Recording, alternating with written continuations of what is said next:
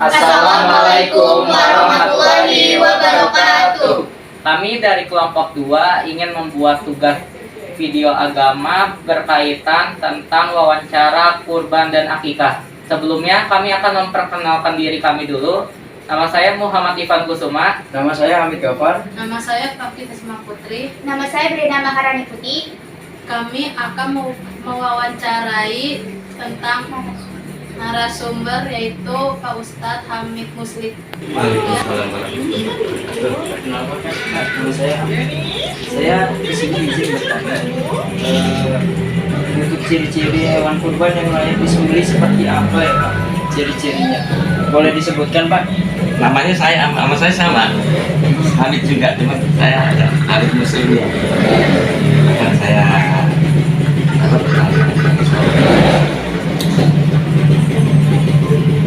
ciri-ciri hewan kurban yang memenuhi syarat itu kalau kambing orang Jawa bilang well, ganti gigi, boleh ganti gigi. Terus kalau hewan sapi itu antara umur 4 tahun sampai 5 tahun dan kondisinya sehat, tidak cacat ya, tidak cacat. Kadang-kadang kala ada yang pas dibawa itu kakinya patah, itu juga nggak boleh. Matanya satu nggak ngeliat, tanduknya satu nggak ada, itu tidak boleh. Dan keadaan sehat.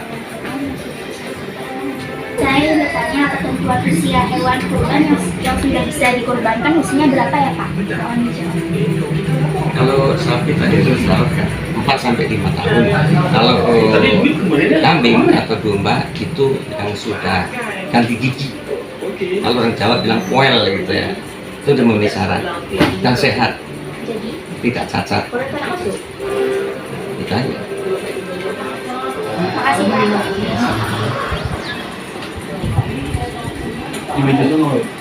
Assalamualaikum Pak Ustadz. Waalaikumsalam. Saya ingin bertanya juga Pak, bagaimana tata cara penyembelihan hewan kurban dengan syariat Islam yang dilakukan dengan benar dan saluran bagian apa yang harus terpotong Pak? Mohon izin jawabannya Pak. Itu mana sih?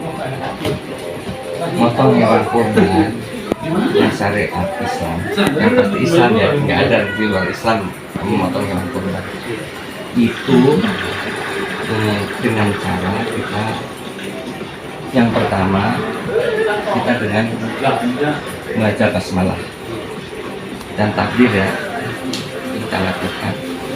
Terus adanya pengukuran ada di leher. Di leher ini kalau orang hewan pun juga ada tanda-tanda nih. Yang ganjil itu namanya apa? Apa sih namanya? Manik ya kalau orang ya. Di hewan pun juga ada. Nah ini kalau motong hewan kurban kalau nggak benar itu dagingnya juga nggak enak. Pengaruh dagingnya nggak enak. Kedua sudah tidak mati-mati. Tidak mati-mati. Dan harus dengan syarat golok atau pisau yang tajam. Kalau bisa diusahakan cuma sekali tarik, ini tenggorokan udah langsung putus dan tidak boleh diulang-ulang, tidak boleh diangkat goloknya sebelum darahnya itu sampai mengalir deras. Selain itu, biasanya kadang-kadang orang yang nggak ngerti sapi setelah dipotong masih berontak kan, ada yang kakinya itu dia sudah dipotong, itu juga boleh. Itu istilah menyiksa hewan, dan hewan yang mau dipotong itu harus kita kasih sayang, jangan pakai kita kasar, harus lurus, itu akan nurut nanti gitu. Ya tidak stres, kalau bisa dipisah cara motongnya dari tempat yang lainnya, pasti stres kalau ya. Tapi usahakan dibikin hewan itu jadi jinak.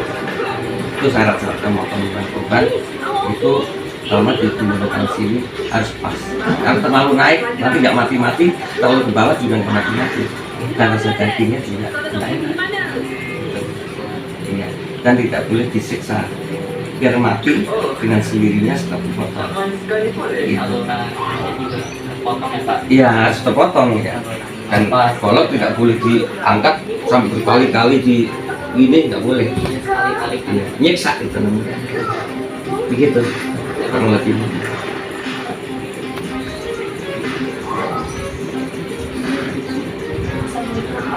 Waalaikumsalam.